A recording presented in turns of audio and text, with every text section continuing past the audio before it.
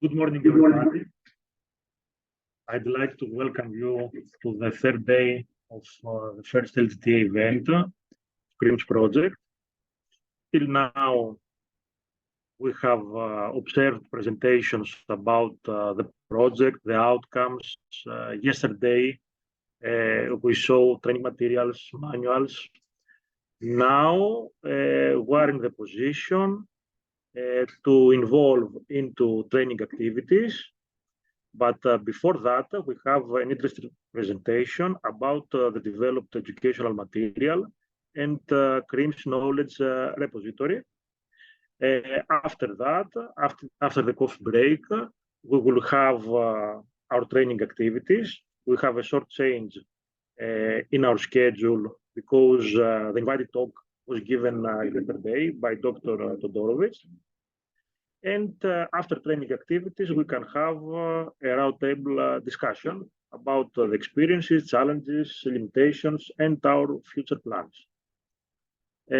So we can start. Marius, you can.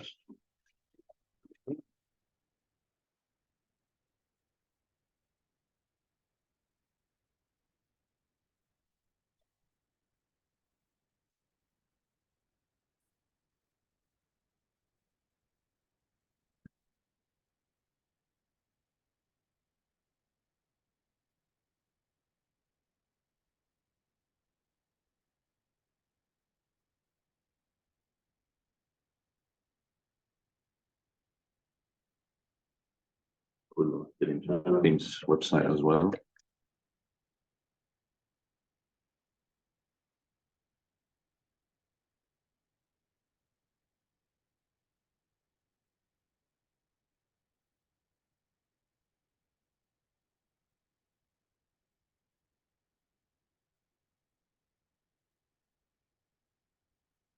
Yeah.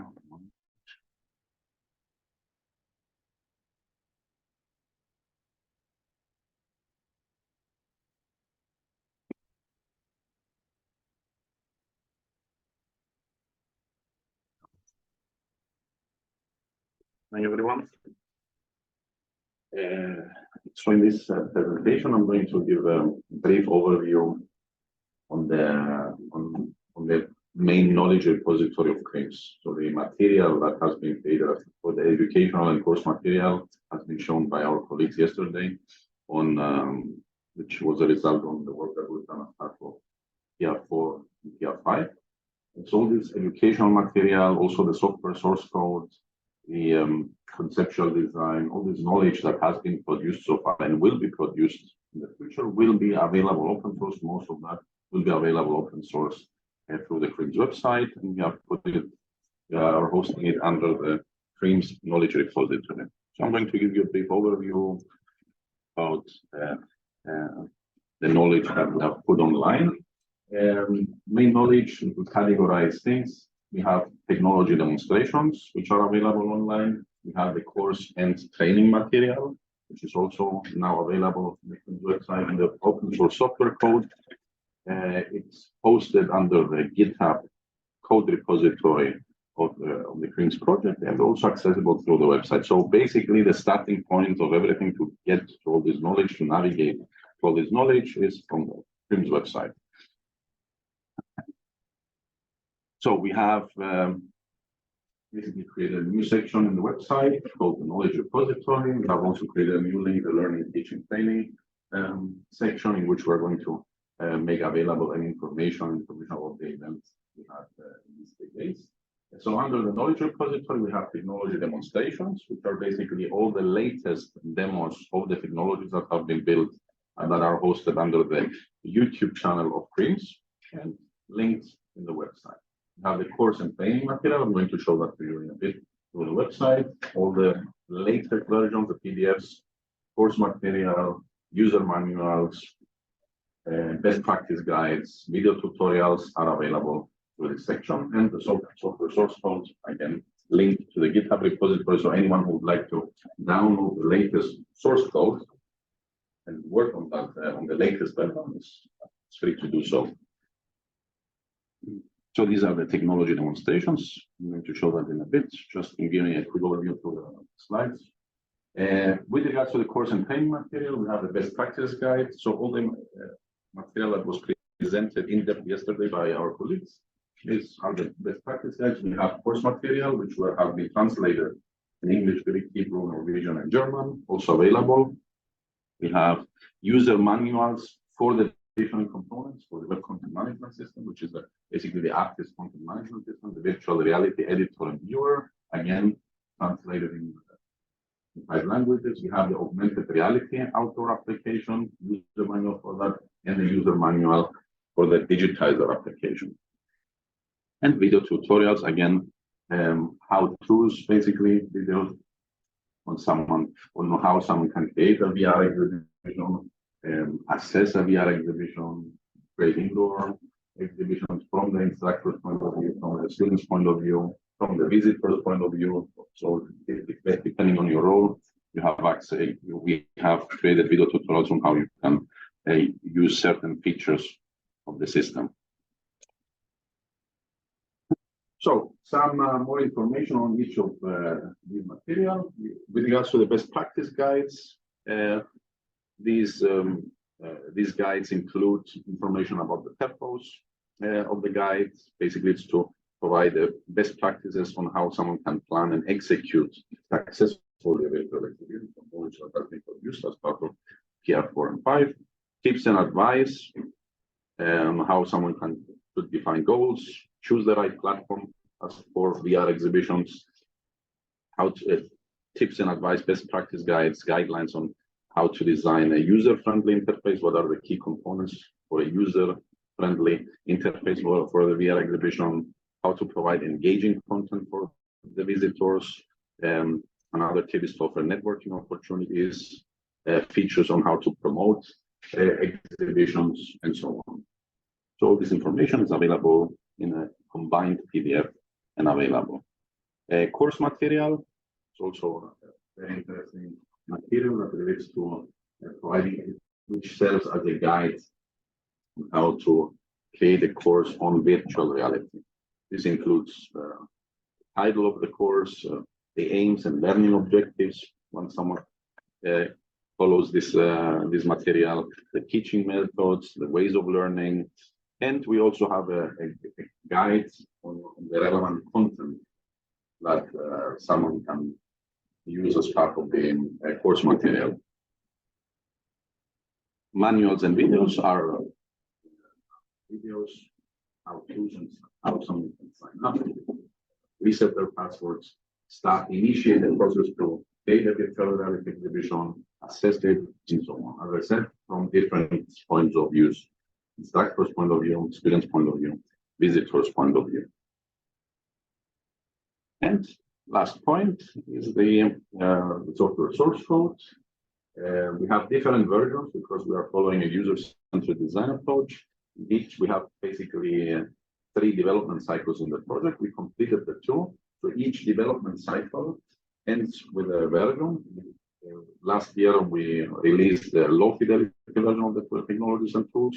We are hosting it under that version that once it was locked, it's available on GitHub. We conducted user evaluations. We received feedback. We started the 2nd development cycle.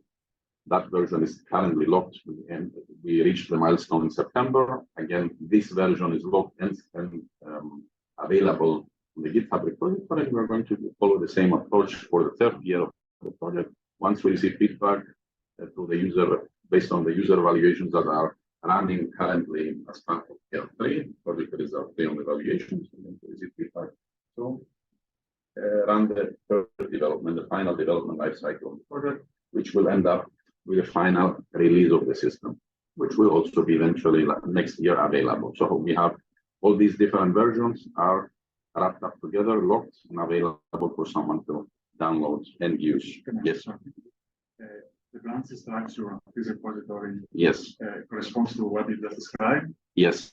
So we have different branches for the interim report, for the POC 2. Actually, we have more branches than the POCs. We have also, for example, we have the interim report now, which was a version until September, and we have created an exact replica with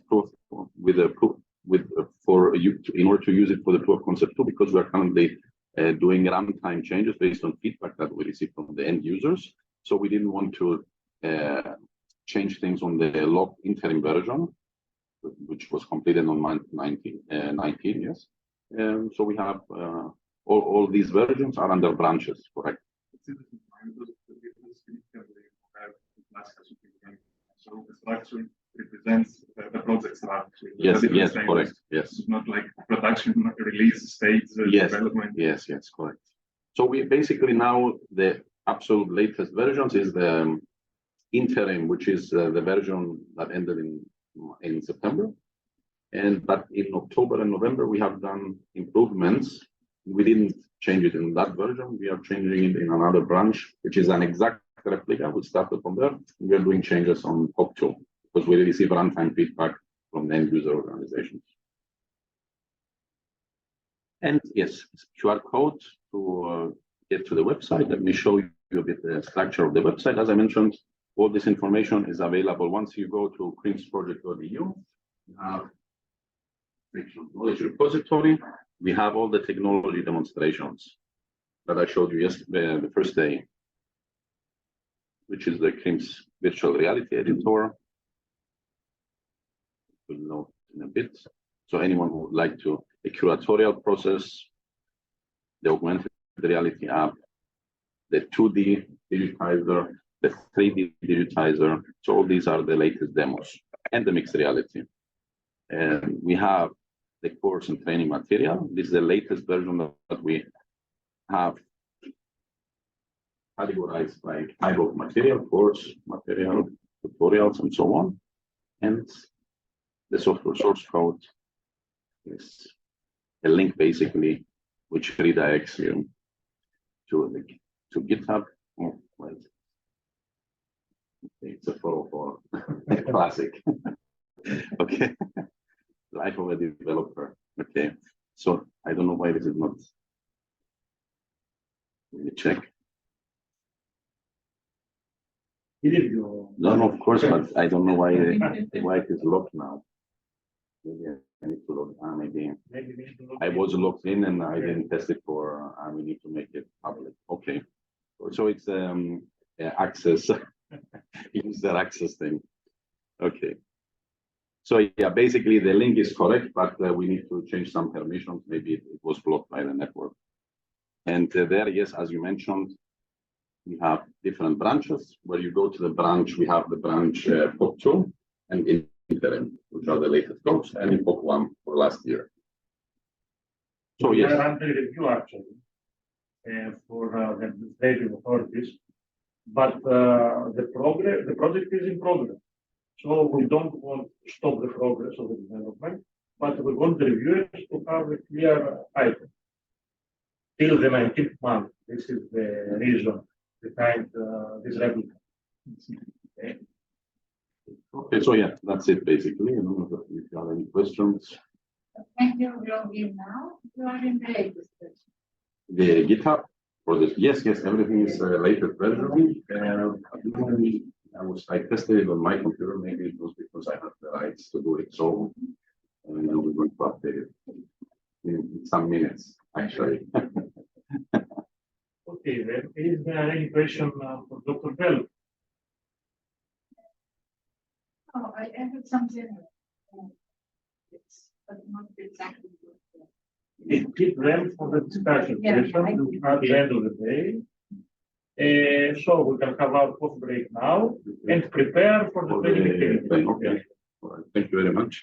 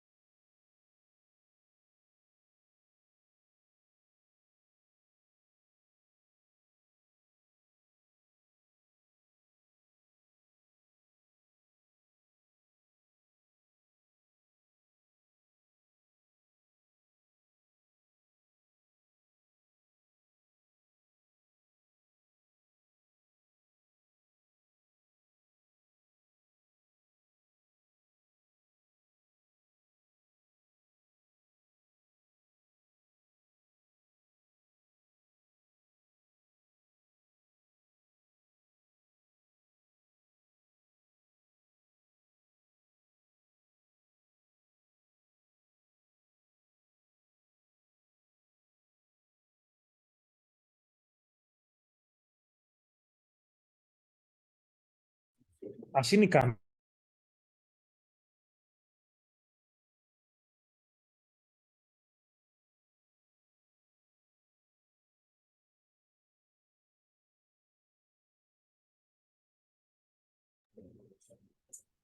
Hello, everybody. We just fulfilled our training activities. I hope the learners to be satisfied. And we can proceed to our discussion, which is with the conclusions, the last topics in our agenda. We shared experiences, discussions, future plans. I'd like to start with the online participants if they want to initiate a specific discussion about the whole event, and then to proceed to the in-person participants.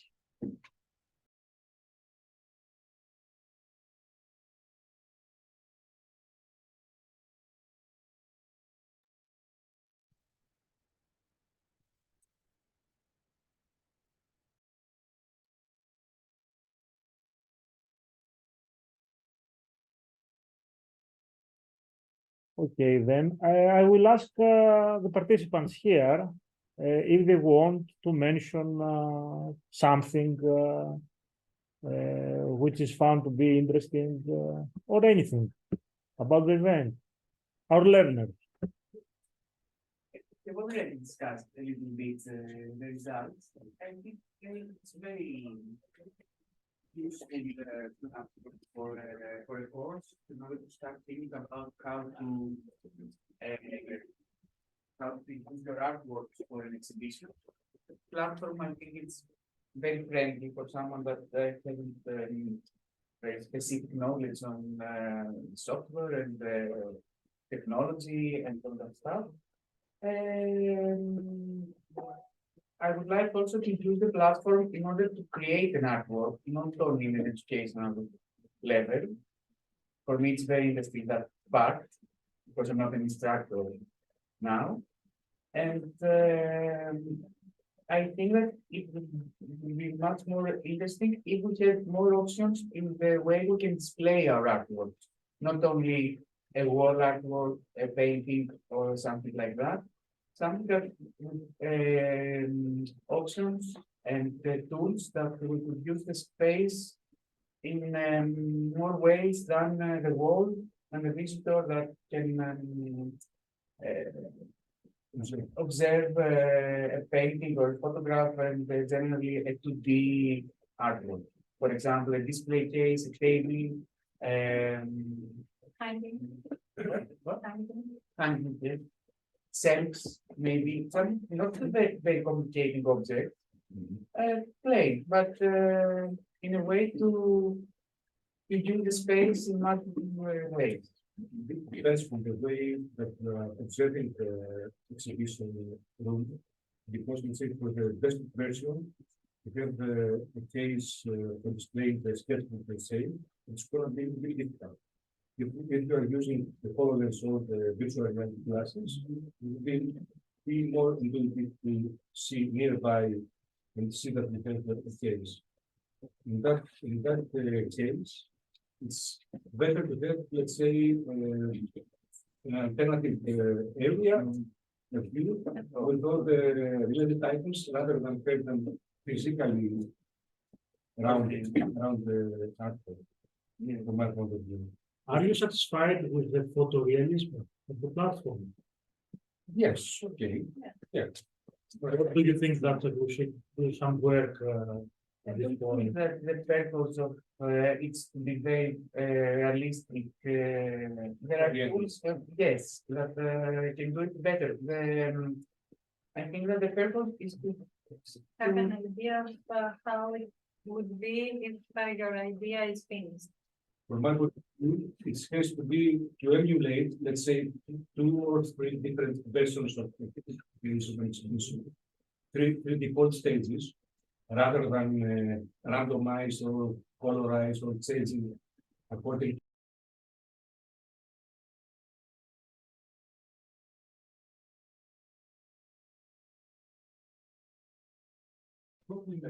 the artists. Let's say dark walls and dark floor for implementing the artwork, rather than play around and you know, beautify the scheme and not complement the real elements. What about the communication services? Do you think that they are important to communicate with your teacher or with your students, or to have communication among students in the same class?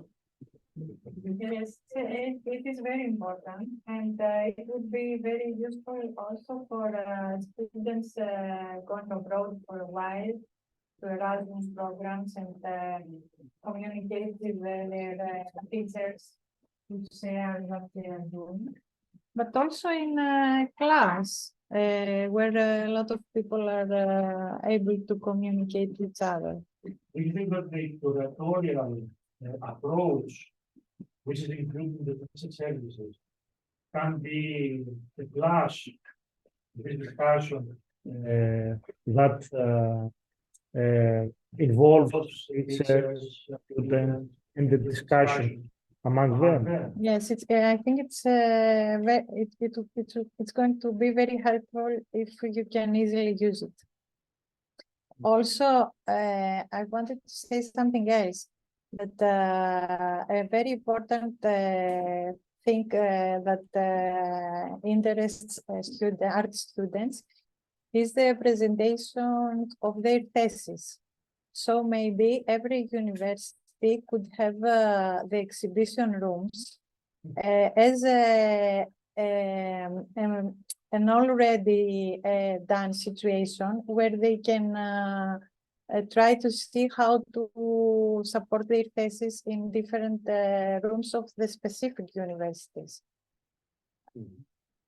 Do you think that we should put much more effort for the artists part, or do you think that we should focus more on students, teachers, as CRIM's platform is an educational platform, first of all?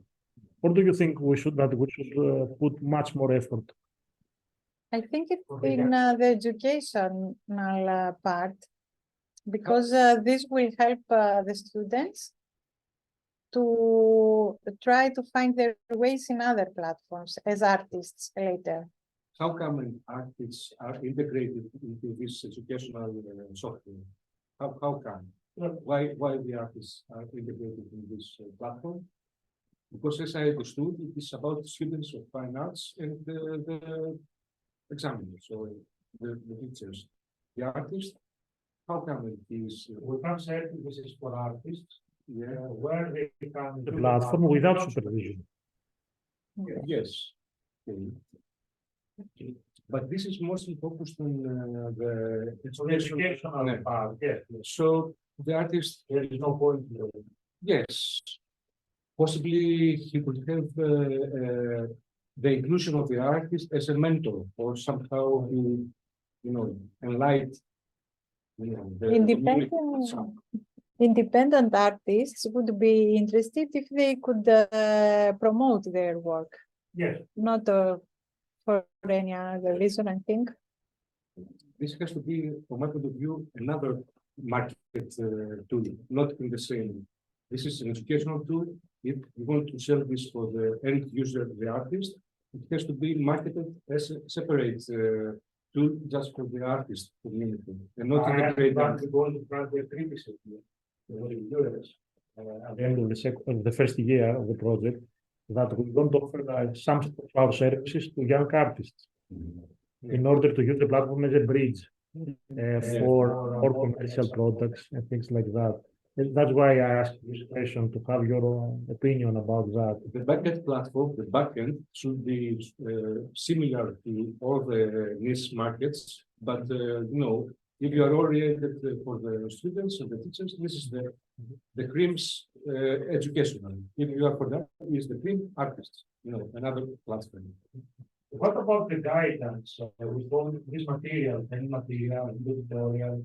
Do you think that they are satisfactory to act as guide for somebody to use our platform without any supervision?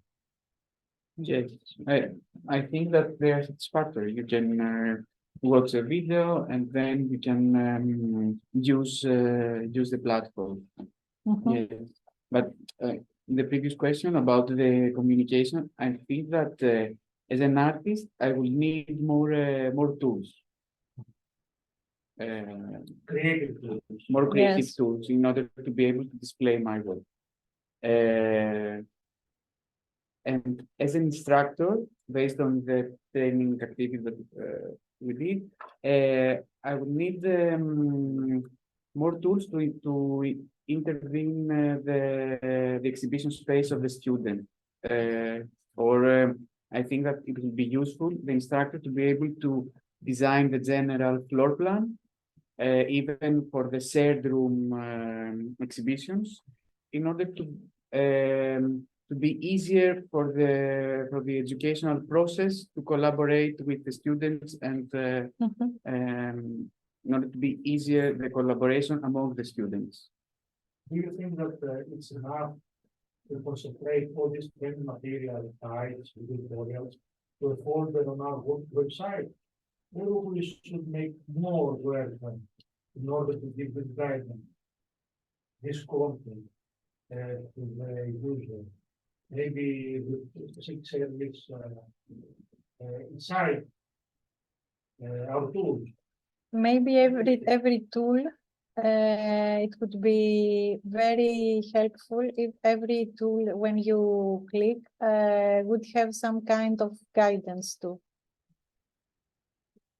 So, Or if it leads you to another, okay, so the link. actual Yes. material for this tool. When you have a question, Yeah. then you could Do search the specific and folder. answer your own question.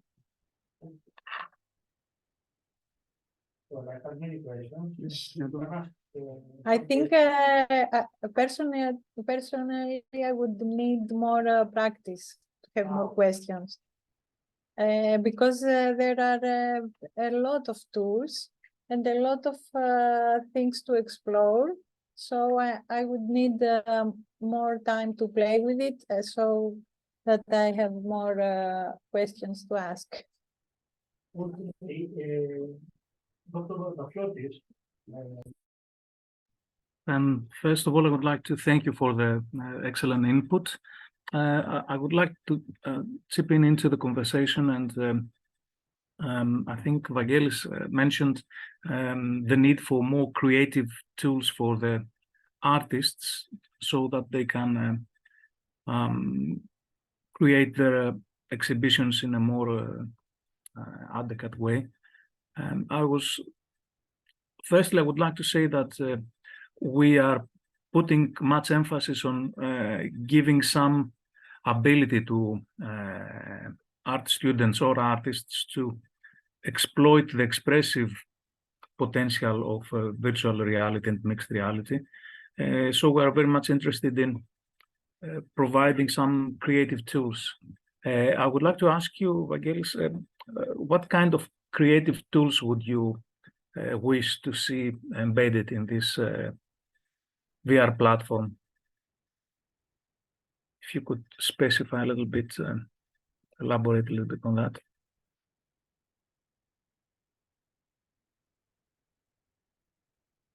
And Okay. in the meantime, I would like to Something very, very complicating. Yeah, yeah. I don't know if it's complicating for the developers. It might be, but it is I well mean, worth it. Yeah.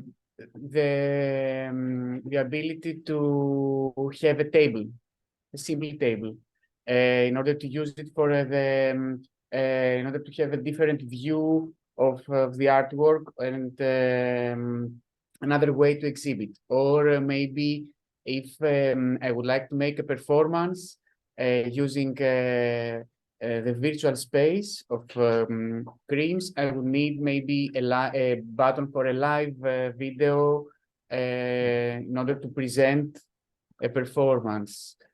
or a live, if I have an artwork that is based on the communication with the visitors, a participative way of creating art, I would need maybe a simple chat in order to discuss and have a simple dialogue with the audience and the visitors that come in the exhibition. And I don't know how I could present in an easy way an installation that uses more objects, and they are artistic practices that are common, are not something very rare for the students in the departments of visual arts. Something like that. Yeah, installations are quite challenging in the sense that you would have to 3D scan each and every object in relation to the other in terms of position.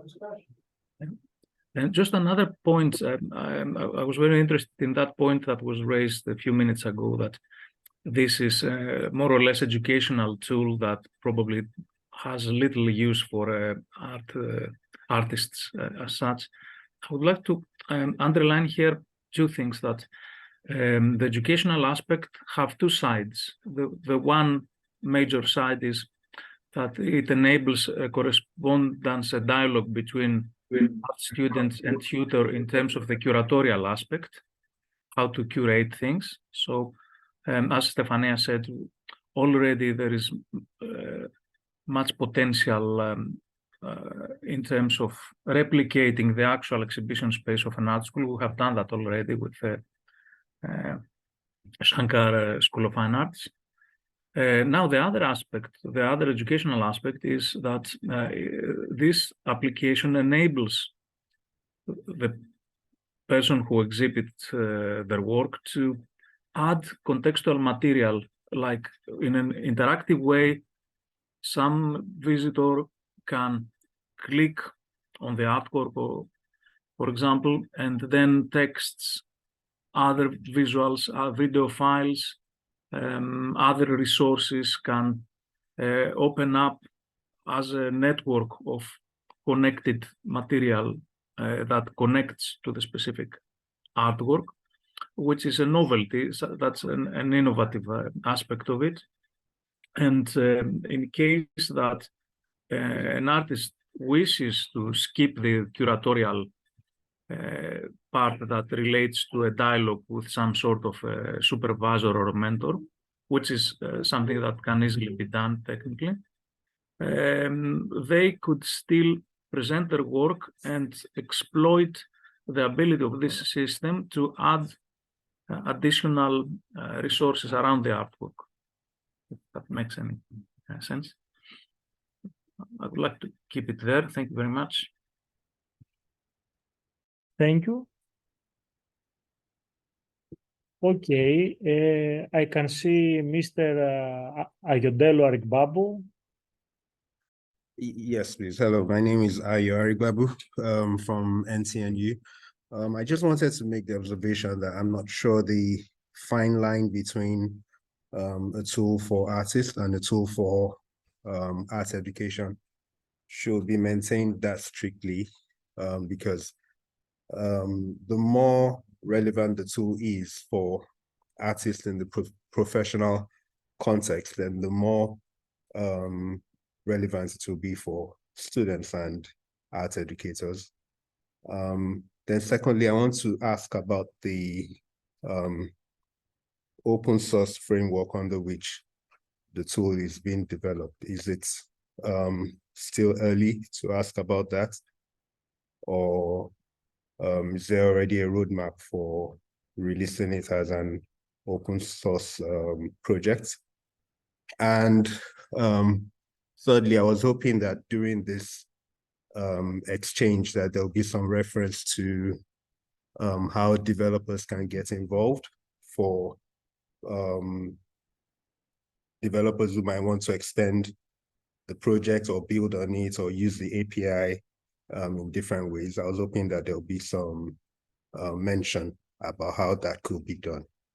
Those are just the 3 observations I thought to make. Thank you. Maybe Dr. Belk.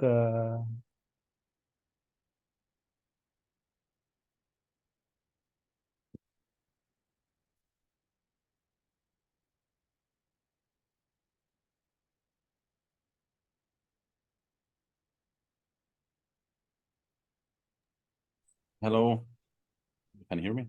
Yes. Yes. So I'm going with regards to the open source and the API comment. Yes, the whole source software source code is available. We are hosting it under GitHub, as I mentioned in my previous talk. We have created different branches for the interim version, which was released in September. So the whole source code is available under that branch, and we have also the second branch with which is an exact replica of the interim version with runtime improvements that we're currently making based on feedback that we receive from our partners from the user evaluations. And this is hosted under the GitHub repository of the project. And now with regards to licensing, we haven't looked into, I think this is something that we will decide at the end of the project, how we're going to eventually release the source code, Apache or MIT license, but we will look at this in a later stage.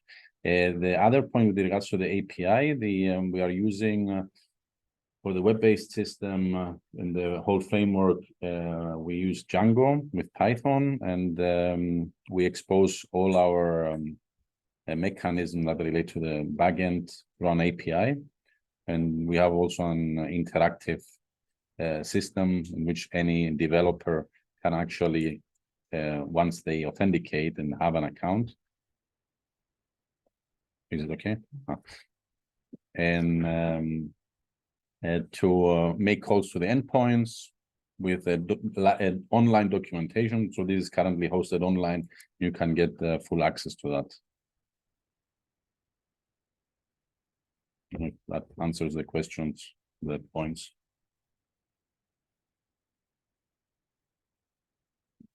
Thank you. Okay. Anybody else?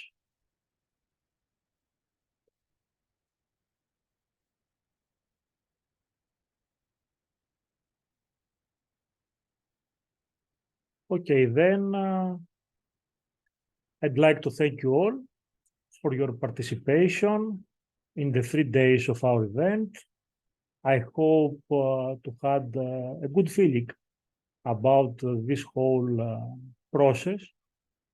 As I can say, I think that the things went smoothly. We presented our project, the basic outcomes, the material we have prepared for our users, and our learners had an experience, real-time experience with our tools today. So I think that we achieved our goals. I hope in the next events of our project to be as successful as this one. And then I want to say that all the material from the 3 days of this event will be uploaded to the website in order to have it as, let's say, training material, along with all the other documents and the webinars, if everybody in the consortium agree. Again, I'd like to thank you all and wish you good afternoon. Bye-bye. Thank you very much, Professor Kokopoulos, for this excellent LTTA event. Yes, Panagiotis. Yes, I would like to thank you personally for this excellent LTTA event, and thank every participant for the valuable inputs and their presence and the contributions. Thank you very much. Thank you all. Thank you.